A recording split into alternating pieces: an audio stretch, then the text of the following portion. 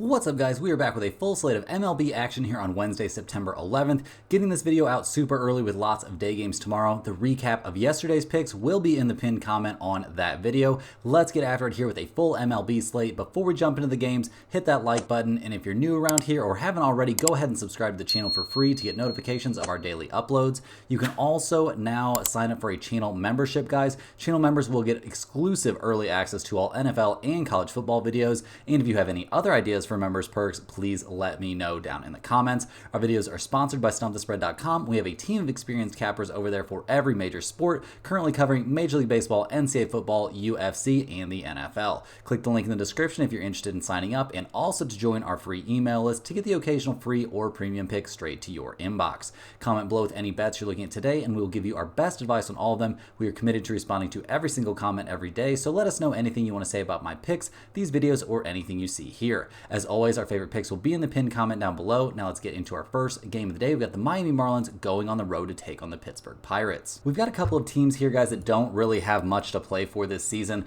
The Marlins come into this one not having a great time at 54-90 on the year. We actually don't have a confirmed starter for them right now. This team has been going through starters, trying to figure out what they've got in this young, not even necessarily just the bullpen, like down in the minors, all that kind of stuff. They've been bringing guys up, sending guys down. They just want to know what they've got out there. So we'll see who they end up putting on the mound. This season, generally speaking, has not been a great one for the starting pitchers of the Marlins. They're actually dead last, 30th place in the majors in quality starts. So not expecting them to put anybody amazing out there. And if it ends up being a bullpen start for Miami, guys, that bullpen's been pretty bad down the stretch. They've had some moments this season, don't get me wrong, but they're clearly in the bottom half of the majors right now with a 4.16 bullpen ERA. So not expecting miracles out of that Marlins pitching staff. And recently, guys, we're not expecting miracles from their offense. They did have a really weird two-game stretch there against the Phillies where they combined to score 19 runs over 2 games, but that has absolutely not been the norm for a team that is 29th in the majors in runs scored and 29th in the majors, batting only .297 as a team.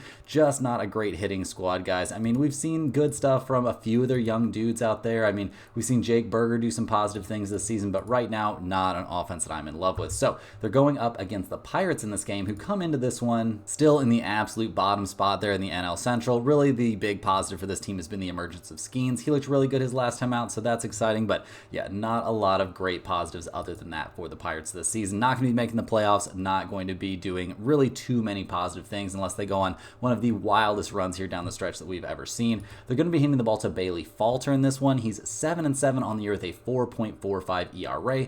His last start was against Washington. He went 5 innings, gave up 7 hits and 3 earned runs. It was a game we saw the Pirates offense kind of carry the day there. They won 9-4, but Falter didn't look great out there.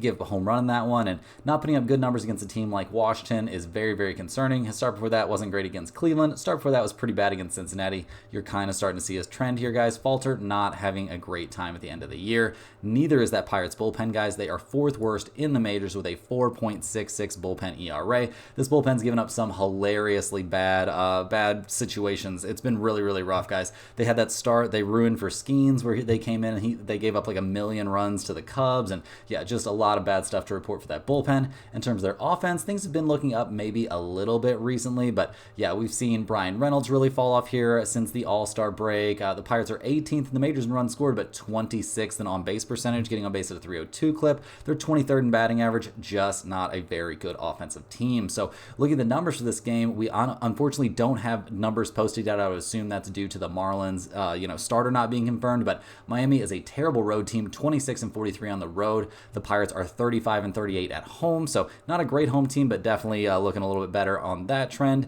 In terms of the over-under here, guys, Miami is actually the biggest under team in the MLB when playing on the road. They're 41-27-1 to the under on the road, and the Pirates are a slight over team at home, so we'll see what starter we get out there for the Marlins. We'll see what odds the bookmakers hand out to us, but going to be looking slightly towards the Pirates to win this game and slightly towards the under, but this is a wait-and-see situation. Next up, guys, we're looking at the Cleveland Guardians going on the road to take on the Chicago White Sox. The Guardians come into this game looking okay down the stretch here. I mean, they're 82-62 on the year. They've got a 3.5 game lead over Kansas City in the AL Central. They're going to be handing the ball in this one to Matthew Boyd, who is 2-1 this year with a 2.20 ERA. His return to action here has been very, very nice for Cleveland. He's looked very good out there. His last start was against the Dodgers. 6 innings, 3 hits, only a single earned run allowed in a game we saw Cleveland win 3-1. So very, very good stuff. Honestly, he hasn't looked bad in any of his starts since coming back, so expecting continued success here for Boyd, especially going up against a terrible opponent. In terms of their bullpen, Cleveland's been the best bullpen in Major League Baseball this season, a 2.80 ERA coming out of the pen. That definitely has to be a huge, huge strength that they're hoping to lean on in the playoffs. In terms of their offense, that's been a different story. Pitching staff good, offense pretty questionable. We have seen Kwan, maybe he's turning it around here a little bit. He got off to a hot start to the season, then he got hurt, missed a bunch of time, then he came back and seems just not quite the same. Jose Ramirez has not been hitting the ball nearly as well here down the stretch either. Not that he's having a bad season, but he got off to a crazy start as well. They are 22nd in the majors in batting average, 17th in the majors in on-base percentage. Just not an offense that I'm really crazy about right now. So we'll see how they look in this matchup. Obviously, going up against the White Sox can be a pretty good time. The White Sox come into this game continuing their historically bad season. They are 33 and 112 on the year. They're handing the ball in this one to Davis Martin. He's 0-3 on the year with a 3.29 ERA. He's actually been throwing the ball relatively well. His last start was at Boston, and the Red Sox have been slumping, guys, but going 6 innings, giving up 3 hits and only a single earned run to pretty much any team, that is definitely a positive outing. He did have a little bit of a rough time with the Mets before that. He hasn't been something that I'm looking at as like a lights out level starter, but he should be relatively fresh. He only came up and joined the rotation. I want to say it was in very late or very early August, I believe. So yeah, it's not like he's had a long, grueling season. So I'm expecting decent stuff from him, maybe not miracles out there. So we'll see what actually happens when he comes out of the game, though. That's a big concern. And he's not a guy that goes super deep into the games. We see that White Sox bullpen, they're second worst in the majors with a 4.93 bullpen ERA. So that's a pretty big yikes in terms of the bullpen. In the offense, guys, we don't need to spend a ton of time talking about the White Sox offense. They've been the worst in the majors this season. Absolutely no doubt about that. They are last in runs scored. They are last in on-base percentage. They're last in slugging percentage, and they're second to last in batting average, batting .221, only ahead of the Seattle Mariners. So kind of crazy stuff there. Not exactly what you want to see as a White Sox fan. Maybe the future is bright with this pitching staff, but we'll have to wait and see. Looking at the numbers for this game, we've got the Guardians at -200. We've got the White Sox at +188. We've got an over-under of 8 in this game. Cleveland is 39 and 37 on the road. The White Sox are 18 and 55 at home. We've got both teams showing pretty significant trends towards the under in this spot. Cleveland is 42, 28, and 6 to the under on the road. The White Sox are 41, 29, and 3 to the under at home. Guys, we're going to be leaning towards that under 8. I do have zero problem with you taking the Guardians to just win this game. Obviously, betting against the White Sox always seems like a moneymaker, but I think under 8 is probably better value. I think there's a good chance we see very limited offense in this game, with Cleveland not swinging the hottest bats and the White Sox obviously being terrible offensively, but putting a pretty good starter on the mound. Next on the docket, guys, we've got another day game. We've got the New York Mets going on the road to take on the Toronto Blue Jays. The Mets have been having a kind of weird season, guys. They got off to a really, really slow start. Then they hit a crazy high. Then they seem to bottom out a little bit again. Now they're playing well once again. They're up to 79 and 65 on the year. They're going to be handing the ball in this one to Sean Manaea, who's 11 and 5 this season with a 3.43 ERA. His last start, he had a little bit of trouble against the Reds. 6 2/3 innings, 3 hits, 4 earned runs. He struck out 9 and walked 2, but the problem was he gave up a couple of home runs. We will notice, though, the Mets are 5-0 over his last 5 starts. He hasn't given up more than 4 earned runs over any of those starts. Actually, he's only given up 4 that one time, and that was against the Reds in his last start. Other than that, it's been 3 earned runs or less. So definitely expecting good stuff here from Manaea. I mean, going up against the Toronto Blue Jays, they haven't been the hardest hitting team this season. He has not faced them yet this year. So we'll see what he can do. I'm expecting good stuff. We'll see what we get out of that Mets bullpen. They've been decent this season. Kind of middle of the pack right now, a 3.92 bullpen ERA. Shouldn't be a huge problem, but definitely something to keep a little bit of an eye on. Like if the Mets have a 1-run lead, that might get a little bit sketchy down the stretch. So we'll see what happens there in terms of their offense. It's been up and down this season as well, kind of with the rest of the theme of this team, guys. They're 10th in runs scored, 12th in batting average, batting .247 as a team. They're getting on base at a 320 clip. That's 9th in the majors. So I don't have a ton of bad things, honestly, to say about this Mets offense. I don't think they're going to be putting out, double-digit scoring all that often, but Francisco Lindor, definitely a monster out there. Pete Alonso, we've seen good things from him this season, so I'm expecting them to hit the ball pretty much on a nightly basis here. They're going up against the Blue Jays, who come into this one not having their best year, guys. 68 and 77 on the year. Yeah, Vladimir Guerrero Jr. has been the big positive for this team, but just not a lot of great things to say about them. They're going to be giving the ball to Bowden Francis in this one. He's sporting a 3.72 ERA. He has been one of those rare bright spots for Toronto. Here down the stretch, he's been very, very good. His last start was a little bit of a bump in the road. 6 innings, 6 hits, 3 earned runs against the Phillies. 2 home runs surrendered in that game wasn't great, but other than that, over his last 5 starts, the dude has been lights out. Maybe not going up against the toughest teams. I mean, the Angels twice, Boston once, and the Cubs once, but still, the dude has been incredibly good. He hadn't give up more than 1 earned run over his last 5 starts until that start against the Phillies. So, expecting very good stuff from him. I am expecting terrible stuff from that Toronto bullpen, though, guys. Third from the bottom, 27th in the majors with a 4.76 bullpen ERA. That's embarrassingly bad, guys. They're down there with the White Sox and the Colorado Rockies. So, not expecting good stuff from the bullpen, but Francis has been very good recently in terms of their offense. That's been a bit of a struggle here down the stretch. They have not been a great offensive team this season. I mean, yeah, rarely getting above that 4 or 5 run threshold has been rough. They're 17th in the majors in runs scored, 18th in slugging percentage. These numbers don't look that bad across the board, but recently it's been a little bit more of a struggle and just not a team that comes into this game swinging the hottest bats. So looking at the numbers for this one, guys, we've got the Mets at -118, the Blue Jays at +105. We've got an over-under of 8 in this game. The Mets are 38 and 31 on the road, so a respectable road team. Toronto is 34 and 36 at home, so not that great at home. We've got both teams showing trends towards the over in this spot. The Mets are 34, 31, and 4 to the over on the road, and Toronto is 40, 29, and 1 to the over at home. So pretty significant over trend there for Toronto. If you wanted to take a little look at over 8 in this game, I would honestly think you were a little bit crazy because we've got 2 very, very good starters out there on the mound. I think this is more looking like an under spot to me, and I wouldn't be too mad at a no-run first inning or something like that, but I think the Mets at -118 are the value in this game. I think a lot of Francis's success is coming against worse opponents, and I'm expecting the Mets to maybe be able to get to him for maybe a run or 2, which isn't bad, but then to really take advantage of that terrible bullpen, and I'm expecting a very good start from Manaea in this one. So go ahead and give me the Mets on the road in this game. Will it go in the pinned comment? I'd say it's got a chance. Hey guys, jumping in here with a quick ad break. First of all, this is a great time to sign up at StumpTheSpread.com. Signing up for a premium membership gets you access to our entire team of cappers covering MLB, NCAA football, UFC, and the NFL. If you just want to test out the service, a great way to do that is by joining our free email list, which will get you the occasional free or premium pick straight to your inbox. Just go ahead and click that link in the description. It'll take you right over to StumpTheSpread.com. Also, guys, just to clarify some of the questions we've been getting in the emails and in the comments, I am not the MLB capper for StumpTheSpread.com. These YouTube picks are obviously free to everyone and are just what I am seeing out there. We have an expert with nearly 15 years of experience that covers MLB and has a very strong algorithm and some very cool tools that he uses to bring our premium members the best picks possible. Don't forget to like this video and subscribe if you're new. Now back to the games. Next on the docket, we've got an early afternoon game between the Texas Rangers and the Arizona Diamondbacks. The Rangers come into this game playing pretty well as of late, guys, which is a little bit weird for a team that seemingly is kind of out of contention here. They're 6 games back in the wild card race, so I guess it's not impossible, but seems extremely unlikely, especially given the number of teams they would have to pass to get in there. But we'll see what we get from them down the stretch. They've been putting together at least some decent efforts. They're giving the ball to Cody Bradford, who's 5-2 on the year with a 3.05 ERA. This starting rotation keeps getting better as the season goes on, guys. His last start, he was lights out against the Angels. Start for that, he was very good in 7 innings against Oakland. So we're expecting some pretty good stuff from him. I mean, going up against the Arizona Diamondbacks, not exactly the easiest opponent to face, and he hasn't faced them yet this year, so we'll see what the 26-year-old can do out there against the Diamondbacks. We are a little bit worried about that Rangers bullpen, but they're getting a little bit better here down the stretch. A 4.39 ERA coming out of the pen. Definitely not a disaster. In terms of their offense, they've been turning it on a bit recently too. They had a very solid series there against the Angels.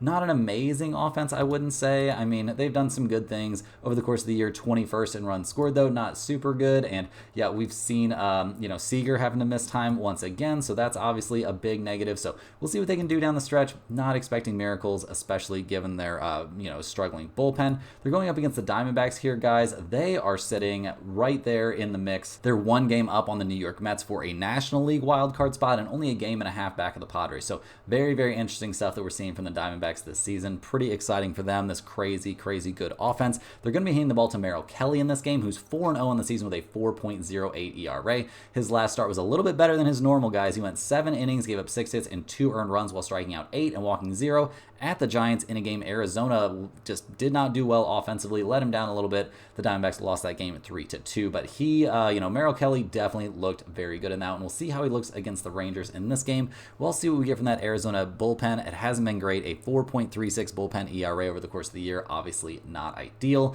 In terms of their offense, though, this has been one of the best offensive teams in the major leagues this season. They're first in runs scored, first in on-base percentage, getting on base at a 335 clip. They're second in batting average, batting 262 as a team. There's no way around it, guys. This is one of the scariest offenses you can ever go up against in the major leagues right now. Maybe a little bit of a downturn lately, but I am not too worried about that. They scored 12 runs in their last game against Houston. Like, this is a team that's definitely going to be turning it on. So looking at the numbers for this game, we've got the Rangers at plus 126, the Diamondbacks at minus 140. We've got an over-under of 8.5 in this game. The Rangers are 29-30 on the road, so not a great road team. Arizona is 39-31 at home, so pretty decent at home. In terms of the over-under, we've got big trends towards the over. The Rangers are actually 37-29-3 to the over on the road. Arizona is 43-25-2 to the over at home. We've got that over-under number of only 8.5 in this game. Guys, it maybe feels a little bit tough. I want to lean maybe towards the Diamondbacks playing at home, but the Rangers have had pretty good luck out there with Cody Bradford on the mound, so I'm a little bit scared off of that one, but I'm going to lean towards that over 8.5. I think there's some value on that one. We've got two teams that show great trends towards the over in this situation. Obviously, Arizona could definitely take advantage of that Rangers bullpen, and the Rangers could take advantage of really the entire Arizona pitching staff. So give me over 8.5 in this one. I think it's a pretty good value. Next up, guys, you're looking at the Colorado Rockies going on the road to take on the Detroit Tigers. The Rockies come into this game obviously not having their favorite season, guys. They're 54-90 on the year, so not what they're imagining, but I think the rest of us could have imagined this pretty easily. We actually don't have a confirmed starter for the Rockies right now. Generally speaking, they're one of those teams definitely losing out here in the end of the season, trying to see what they've got out there over the course of the season. Their starting pitching has not been great. They're actually last in the majors in earned run average, 19th in the majors in quality starts, and last in batting average against. So not a lot of positive things to say about this pitching staff, especially the bullpen that's been dead last most of the year with a 5.38 bullpen ERA coming out of the pen. That's pretty embarrassing stuff.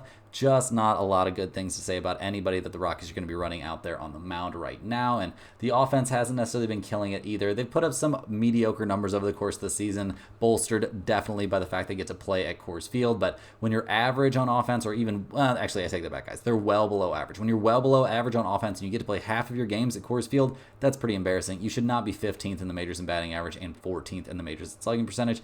You definitely shouldn't be 24th in the major leagues and on base percentage. So definitely worried about the Rockies in this one going up against the Tigers, who come into this game 73-71 on the year. Obviously, a lot of work still for Detroit to do, but they're only 3 games back of the Kansas City Royals there in that race for the last wild card spot in the American League. So we'll see what they can do down the stretch. This is a team that's pushing hard, and it's pretty impressive that they're doing that after at least looking like sellers there at the trade deadline. They're going to be giving the ball to Casey Mize. In this game, he's 2-6 on the year with a 4.30 ERA.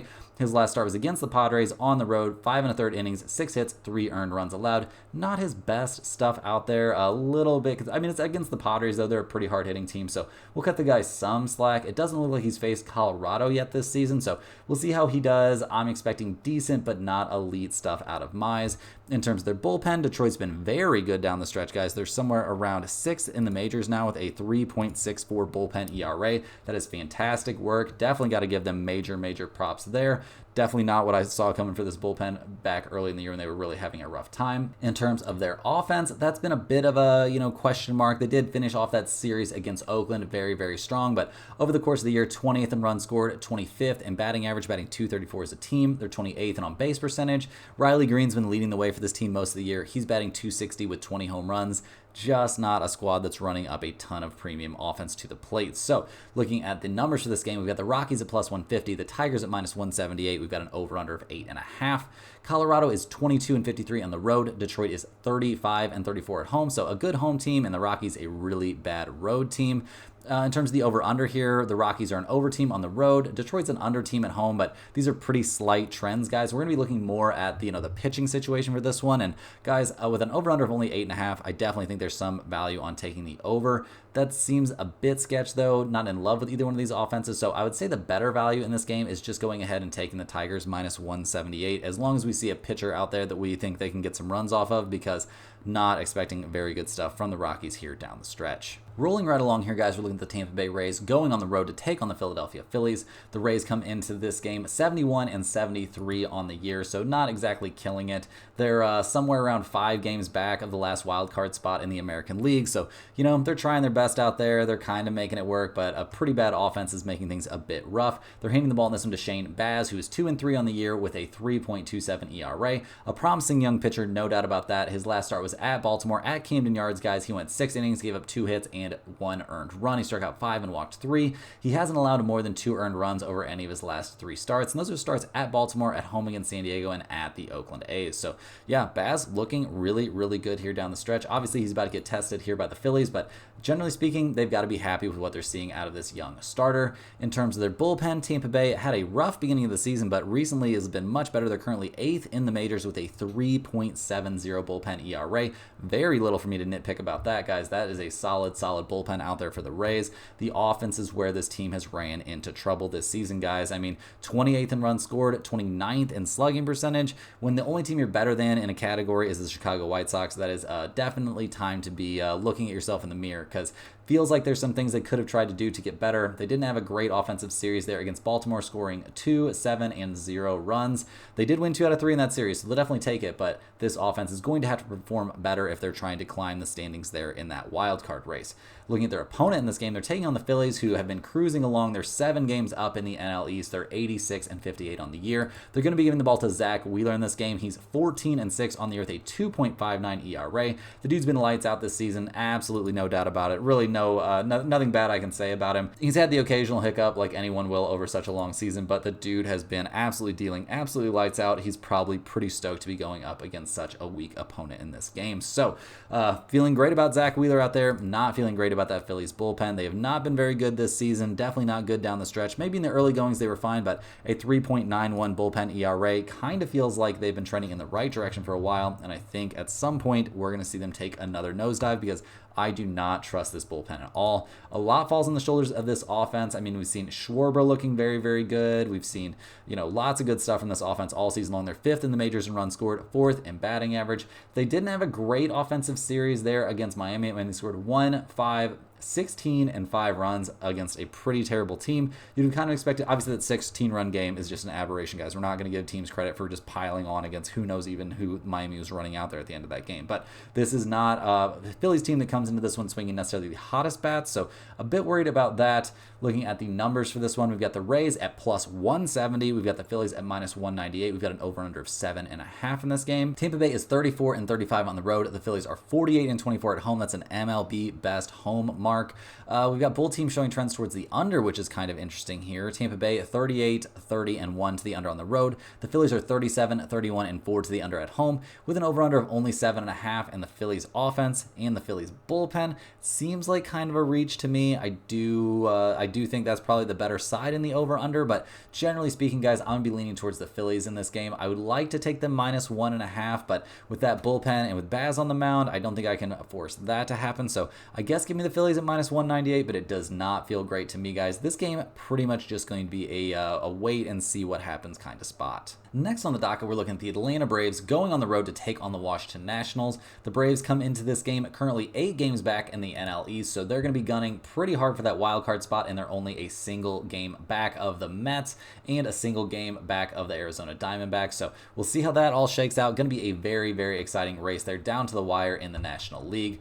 Probably in the American League too, guys. This new playoff format always leads to excitement at the end of the season. The Braves are going to be handing the ball to Max Fried in this game. He's 9 and 8 on the year with a 3.35 ERA. His last start, he was absolutely lights out over 7 innings against Toronto. Start for that was serviceable at the Phillies. Start for that lights out against the Minnesota Twins. So we'll see what we get from Fried in this one. I'm obviously expecting good things. It's not like he's taking on the toughest opponent in this one, the Washington Nationals, a team that he dominated over an 8-inning start back in late May. So expecting good stuff from Max Fried in this one. What are we expecting from that Atlanta bullpen? Always good stuff from them, guys. A 3.21 bullpen ERA is excellent. Been one of the best 3 or 4 bullpens in Major League Baseball basically all season long. So expecting great stuff from them. The bats are where the Atlanta Braves kind of have a problem, guys. Expecting a lot from Ozuna. He's got to carry this offense, and when he can't, things don't really work out. They're 22nd in the majors and on base percentage, 19th in batting average.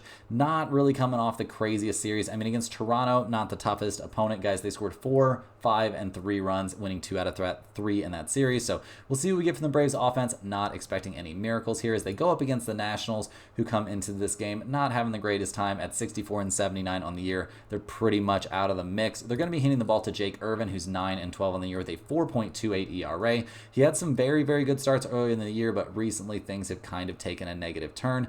His last start, he got shelled by the Pirates. Start for that, shelled by the Chicago Cubs. Start for that was at Atlanta, and he wasn't terrible, but 2 earned runs over 5 1/3 innings in a game his team lost 4-2. Maybe doesn't fill me with tons of optimism, so a little bit worried about Jake Irvin. Definitely worried about this Nationals bullpen, guys. A 4.16 bullpen ERA has them in the bottom 10 in the majors, so that's not great. Not feeling it really for the Nationals pitching staff in this game. In terms of their offense, they did have a pretty decent series there against the Pirates. This isn't an amazing offensive team, but they're making some strides here late in the season, I guess.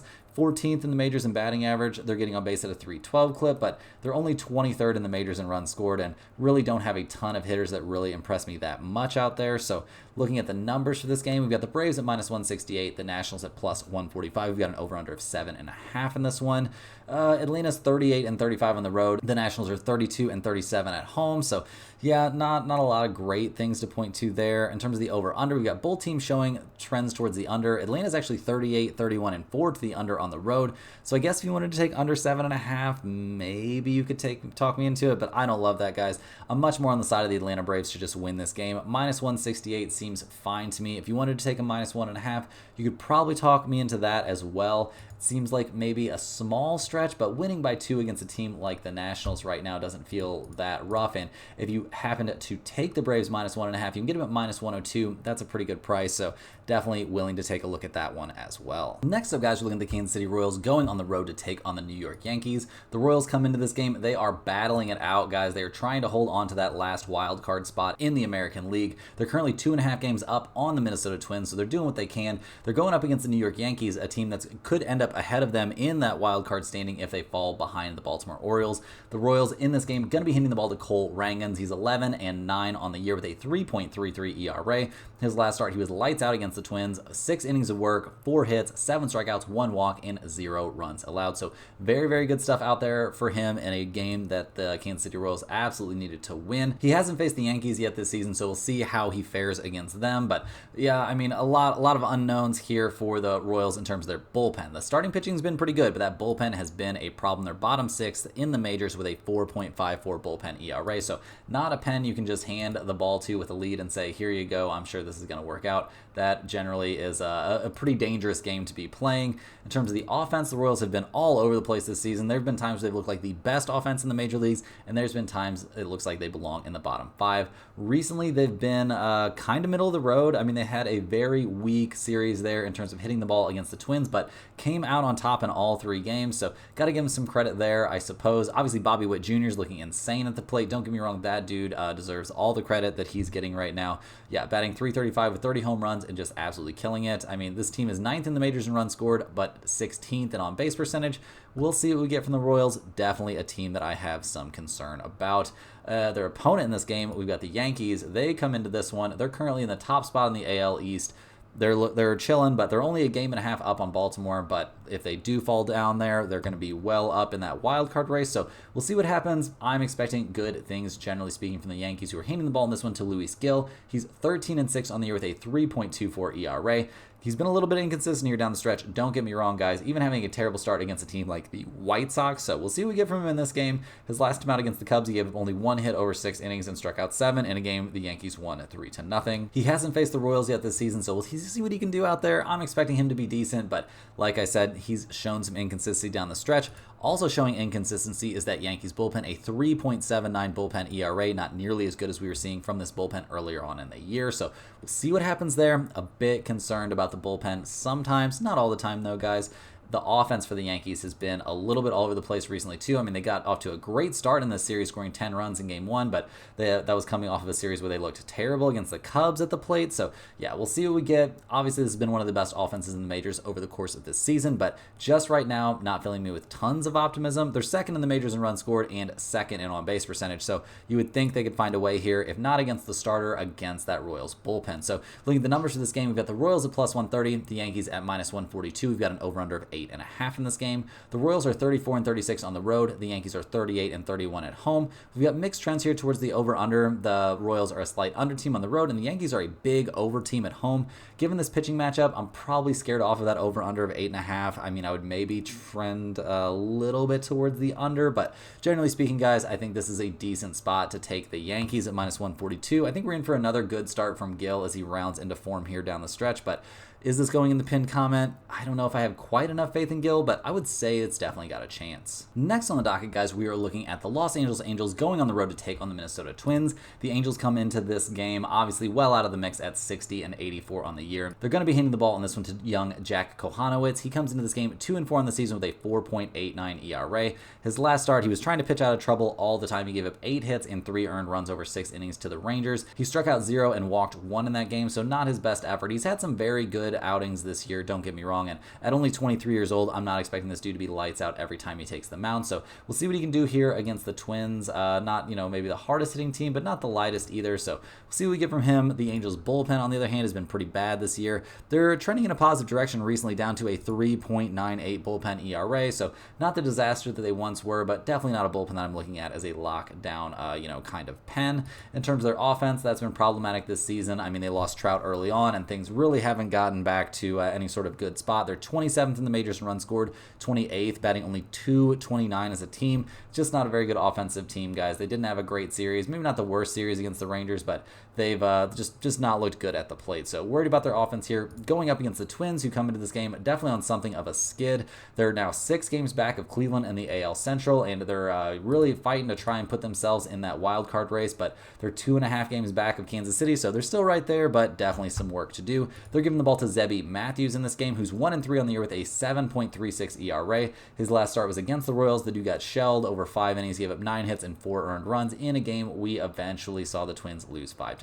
So definitely worried about him. We'll see what he can do, but early returns on his season are not great. In terms of their bullpen, the Twins, not terrible, but also not amazing, and trending in a negative direction here down the stretch, a 4.06 bullpen ERA, definitely problematic, and the offense hasn't been as good down the stretch here either, guys. Not coming off a very good series against the Kansas City Royals at all, but they only scored 2 runs over 3 games. That's pretty rough. This whole team, this whole offense especially, needs to get back healthy before the end of the season for this team to have a chance. So, looking at the numbers for this game, we've got the Angels at +180. We've got the Twins at -198. We've got an over-under of 8.5 in this one. The Angels are 30-42 on the road, so not great. Minnesota is 39-31 at home, so a pretty solid home team. We've got mixed trends here towards the over-under, so yeah, that's a little bit tough, but we'll see how that shakes out. Right now, yeah, guys, I'm looking at the Angels at +180. I think that's very appealing to me. Will they, win this game all the time? No, they won't. But taking them at +180, that's a very nice underdog. We've seen good stuff at times from Jack Kohanowitz here. The Angels bullpen is getting much better down the stretch. We've seen the Twins really, really struggle recently, and if they really do put Zebby Matthews out there on the mound, this dude has not had a good time either. So go ahead and give me the Angels at +180. I think this is a high-value spot that has a great chance to end up in the pinned comment. Next up, guys, we got the Baltimore Orioles going on the road to take on the Boston Red Sox. The Orioles come into this game not having a great time right now. They're a full game and a half back of the Yankees in the AL East. They're going to be giving the ball to Dean Kremer in this game, who's 7-9 on the year with a 4.27 ERA. His last start was against the Tampa Bay Rays, and he finally had a great lights-out start. 6 innings, 0 runs allowed, 2 hits, 7 strikeouts, 3 walks. This is the kind of stuff they need out of Kremer here down the stretch. Obviously, doing that against the Tampa Bay Rays, maybe not the craziest thing to do. They're not a hard-hitting opponent, but yeah, Kremer, not a guy that's had a great season. He's missed some time with injury and stuff, so we'll see how he looks in this one. I'm expecting generally good things. I'm worried about the Baltimore bullpen. Obviously, a 4.08 ERA coming out of the pen has them in the bottom half of the majors, so that's not where you want to be, and this offense has not been looking like itself here down the stretch, guys. Not at all. They're still 4th in the majors in runs scored and 1st in slugging percentage, but these numbers are plummeting. They're coming off a very weak hitting series against the Tampa Bay Rays. They didn't get things done in Game 1 at Boston, so yeah, just not a great look right now for the Baltimore Orioles. Definitely lots to be worried about here as they go up against the Red Sox, who another team that's been having a very, very rough time. They're 73-71 on the year. They're way, way back there in the AL East. They're hoping they can get themselves in the mix here in the American League wildcard hunt, and I guess in only 3 games back, they're in the mix, but definitely a bit worrisome. So we'll see what happens here. I'm certainly concerned. So we'll see what happens. Definitely worried about Boston's chances here making the postseason. They are handing the ball to Nick Pivetta, who's 5-10 on the year with a 4.38 ERA. His last start was against the White Sox, and he was dominant. Start before that was at Detroit, and he was very good in a losing effort for the Red Sox there. So, yeah, that's a bit tough, but generally speaking, he's thrown the ball well his last couple of starts. He's been a bit inconsistent down the stretch, and he did go up against the Orioles back on the 15th. 5 innings, 3 hits, 3 runs. He had 2 home runs in that game. In a game, we saw Boston lose 5-1. So we're definitely worried about him. We're also worried about this Boston bullpen that is 5th worst in the majors with a 4.59 bullpen ERA. So that's a huge weakness for this team. And the offense, while it's picking it up recently, has been struggling down the stretch. We'll see if this is a real thing, see if they can continue to hit the ball well, but definitely an offense I'm concerned about. They're 8th in the majors in runs scored and 5th in batting average, but just don't really have my trust at the moment. So looking at the numbers for this game, we've got the Orioles at plus 105, the Red Sox at minus 118. We got an over-under of 9.5. Baltimore is 40-30 on the road. Boston is 34-39 at home. We've got mixed trends towards the over-under here. I mean, Boston is a 500 over-under team at home, and Baltimore is a huge over team on the road. We got an over-under of 9.5 in this game, but I'm not in love with either side of that one. I would maybe lean slightly towards the over, but yeah, no real lean on that one, guys. I'm looking more here at taking the Orioles at plus 105 with riding the hot hand of Dean Kremer, but this is not going in the pinned comment. Next on the docket, guys, we're looking at the Cincinnati Reds going on the road to take on the St. Louis Cardinals. The Reds pretty much out of it at this point, guys, 70-75 on the year. We don't have a confirmed starter for them at the moment, and the Reds have been doing a lot of bullpen-style starts here down the stretch, so we'll see if we end up with another one of those. Their bullpen has had some pretty high highs this season. I mean, they're currently sitting with a 3.89 bullpen ERA, which is not anywhere near their peak. They were looking like one of the best 3 or 4 bullpens in the majors there for a bit. They've taken something of a step back. If this ends up being a bullpen start for Cincinnati, we're not looking at that as a massive, negative, but maybe not great in this particular spot. In terms of their offense, guys, that's been the Achilles heel for this Reds team this season. They are 15th in the majors in runs scored, but a ton of those runs have come in huge blowouts. They're 26th in batting average and 21st in on-base percentage, and I think that paints a more accurate picture of where this offense actually is at. They're going up against the Cardinals in this game. The Cardinals are desperately trying to keep themselves in the wild card hunt there in the American League, but right now they're 6.5 games back. Things are looking very, very bleak once again for St. Louis Cardinal fans. They're going to be giving the ball to Lance Lynn in this game. He's 6-4 on the year with a 4.06 ERA. The dude's going to be making his first start since July 30th, where he had a very good outing against the Texas Rangers, but yeah, he was fine. He was fine. I would say he's kind of one of the problems this year, but honestly, what can you expect out of a 37-year-old Lance Lynn? The fact that he's given you 6 wins this year and is sporting an ERA of under 5, I guess, is, pretty much what you would bank on. So see what we get from him. The Cardinals bullpen has been much better than expected down the stretch. A 3.73 bullpen ERA is fine, but they have blown some big saves in some pretty annoying spots, so maybe not a unit that I trust the most. The offense is really where this team has let itself down, guys. We've seen Goldschmidt's really have a down season, one of the worst seasons of his career. We've seen Arenado have a rough time. When you're veterans, the guys that you're really counting on for consistent production have a rough time. Your offense in general is going to struggle, and that's the big reason the Cardinals are 24th in the majors in runs scored. So looking at the numbers of this game, we've got the Reds at plus 112, the Cardinals at minus 132. We've got an over-under of 8.5 in this game. Cincinnati 34-36 on the road, the Cardinals 36-34 at home. Maybe lean slightly towards the Cardinals in the spot, but with Lance Lynn coming back and a bullpen start from the Reds, I don't know. Seems a bit rough there. I would also look maybe at taking the over, with both teams showing trends towards the over in this spot. Very slight trends, but still over trends nonetheless. So maybe a slight lean towards the Cardinals and a slight lean towards over 8.5, but this is going to be a stay away spot for me. Moving right along here, we've got the Oakland A's going on the road to take on the Houston Astros. Oakland comes into this game 62-82 on the year, so not exactly a team that's in the hunt. They're going to be giving the ball to Joey Estes, who's 22 years old but having a pretty good time out there. I mean, 6-7 on the season with a 4.46 ERA. Definitely, a guy the A's have to be very excited about. His last start wasn't a great one against the Mariners, getting knocked around a little bit, but before that, he had a good start against the Rangers. Before that, a good start against Milwaukee, and before that, a very good 7 2/3 outing against the Tampa Bay Rays. So he's been decent. Definitely got to give him some credit here. How will he look going up against Houston? I guess we'll have to wait and see, but I'm not expecting him to be terrible necessarily. He hasn't faced Houston since back in May, and he did get shelled by them, but this is probably a different look in Joey Estes. You mature a lot as a starting pitcher as the season goes on, especially when you're only 22 freaking years old.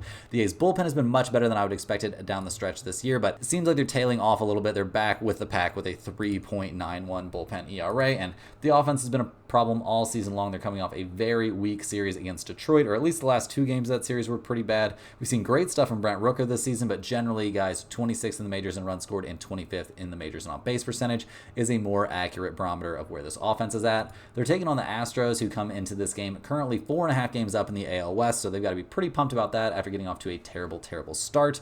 They're going to be hitting the ball to young Hunter Brown in this game, who's 11-7 on the year with a 3.41 ERA. He got off to a terrible start to his year, but he has really came back strong, guys. His last several starts have been absolutely lights out.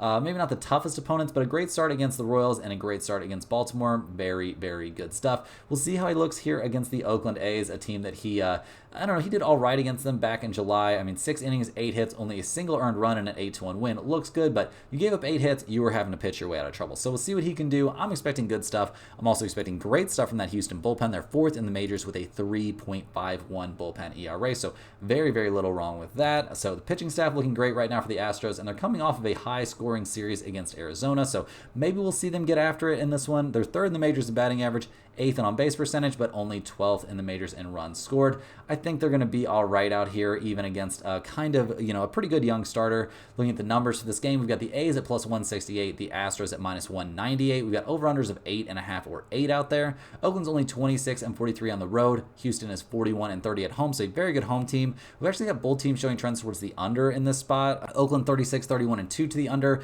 Houston 37-31-3 to the under. So if you wanted to take under 8.5, I guess I could get behind that. I do think taking the Astros at minus 198 seems a little bit annoying. That's a very expensive price. If you wanted to take a minus 1.5, I could wrap my head around that. And if you do, you get him at plus 105. So that seems all right, but I think under 8.5 might be the slightly better value in this game. Next on the docket, we're looking at the San Diego Padres going on the road to take on the Seattle Mariners. The Padres come into this game 81-64 on the year, so they're trying to fight the Dodgers there for the top spot in the NL West, but right now the wild card is where the Padres are probably feeling the most secure. They're only a half game up on Arizona, but they're currently chilling in the top wild card spot in the National League, so I think they can feel decent about that, but the pressure is definitely still on. They're handing the ball to Michael King in this game, who's 12-8 on the season with a 3.10 ERA. His last start was against the Giants, and he was very good in a game we saw the Padres win 5-1. He's honestly been lights out over all of his last 5 starts, so I'm expecting good stuff from him here. I mean, it's not like he's taking on the toughest opponent here in the Seattle Mariners,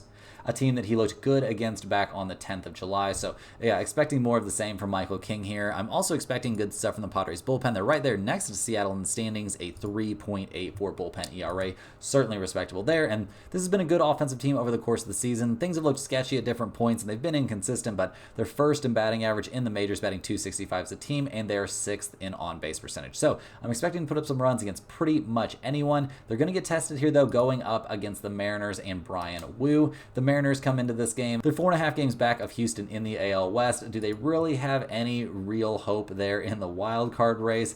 I mean, 3 games back, I guess, but they are part of a big group of teams there that are, battling that out. So it seems a bit rough. They're handing the ball to Brian Wu in this one, who's 7-2 on the season with a 2.36 ERA. He's coming off a decent start at Oakland. He did give up 8 hits, but only 2 earned runs in a game that we saw Seattle win at 6-4. So good stuff there.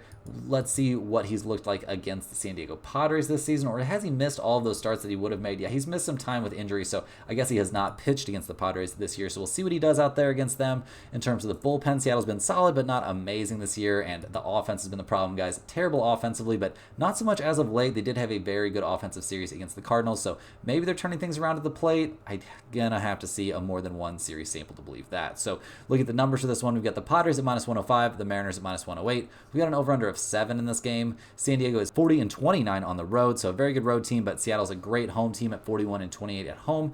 We got both teams showing trends towards the under in this situation. The Padres trend is slight. The Seattle trend is 41-24-4 to the under at home.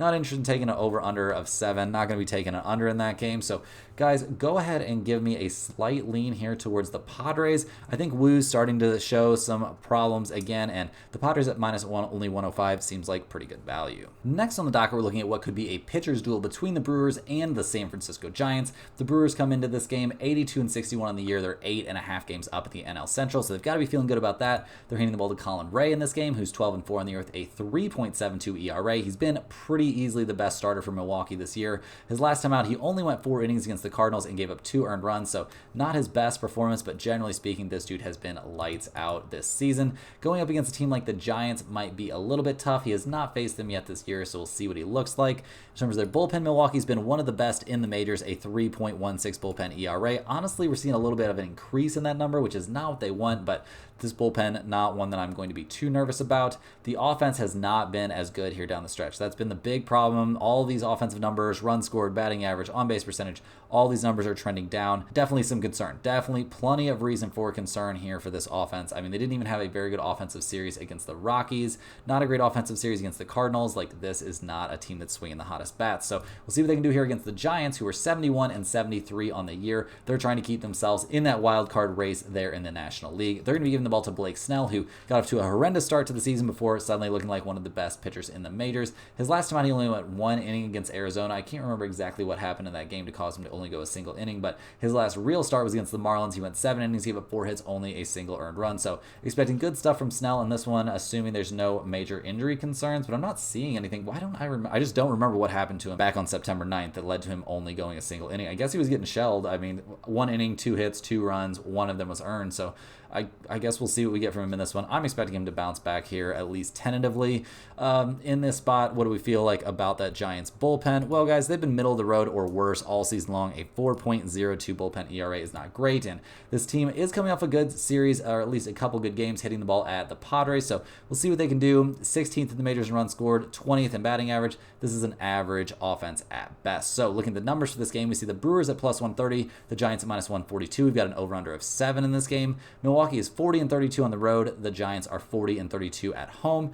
We have mixed trends here towards the over-under, and I'm not particularly interested in that over-under of 7. If you force me to take it, I guess give me the over, but generally speaking, this game, guys, I don't see a ton of value. I would say maybe go with the Brewers at plus 130 on the outside chance that Snell has a bad start, and you could maybe get to that bullpen for the Giants, but this is going to be a stay-away spot for me. Last but not least here, guys, we're looking at the Chicago Cubs going on the road to take on the LA Dodgers. The Cubs come into this game, guys, they are only 74 and 70 on the year. They're trying to pressure the Brewers for that top spot in the NL Central, or trying to give themselves a shot at the wild card, but they're 5 games back in the wild card race, so that probably doesn't feel great. They're giving the ball to Jordan Wicks in this game, who's 2 and 3 on the season with a 4.03 ERA. His last start wasn't great against the Yankees, but he kept him in the game. Start before that was very good against the Washington Nationals. Start before that, he only went 1 2/3 innings against the Cardinals, but that was kind of his transition, start after, coming out of the bullpen. So we'll see what we get from him in this game. I'm not holding my breath for miracles going up against the Dodgers. The Cubs bullpen has been pretty decent down the stretch, though. Got to give him credit there. In the top 10 in the majors with a 3.72 bullpen ERA.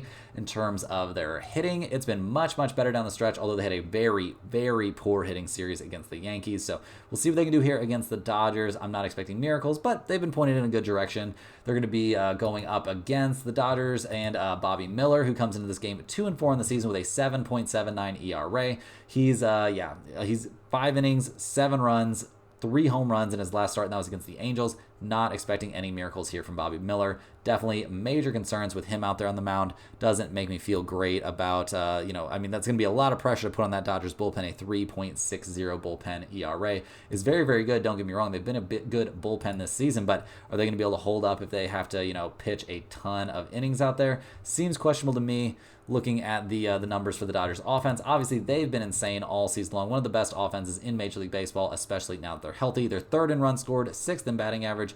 This is a pretty good team at the plate. So looking at the numbers for this game, we got the Cubs at plus 136, the Dodgers at minus 162. We've got an over-under of 9 in this one. The Cubs are 36 and 37 on the road. The Dodgers are one of the better home teams in the majors at 47 and 25 at home. Both teams showing trends towards the over in this situation. If you wanted to take over 9, could definitely wrap my head around that one for sure. I also think there's some value on the Cubs at plus 136, so that might be something to consider as well if you're looking to work another underdog in there. But right now, guys, I think the over 9 probably makes the most sense. That's all the games we have for today, guys. Hit that like button for good luck on all of your bets and subscribe to the channel if you're new. Let me know in the comments any questions you have on today's slate. Thanks for watching. You can click the link in the description to check out StumpTheSpread.com, and we'll see you guys tomorrow for more sports betting action.